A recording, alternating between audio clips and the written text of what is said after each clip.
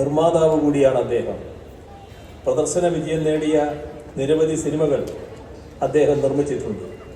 കലാമൂല്യവും വാണിജ്യമൂല്യവുമുള്ള സിനിമകളാണ് അദ്ദേഹം നിർമ്മിക്കുന്നത്. 1990-കളിൽ പ്രണവം ആർട്സ് എന്ന പേരിൽ സിനിമകൾ നിർമ്മിച്ചു തുടങ്ങി. ഭരതം, കാലാപാനി, വാനപ്രസ്ഥം തുടങ്ങിയ ചിത്രങ്ങളിലായിരുന്നു തുടക്കം. 2000 മുതൽ കഴിഞ്ഞ കാൽനൂറ്റാണ്ട് കാലമായി ആശീർവാദ് സിനിമാസിൻ്റെ ബാനറിൽ വലിയ ബജറ്റിലുള്ള സിനിമകളൊരുക്കി തിയേറ്ററുകൾ നിറച്ചുകൊണ്ട് മലയാള ചലച്ചിത്ര വ്യവസായത്തെ താങ്ങി നിർത്തുകയാണ് മോഹൻലാൽ.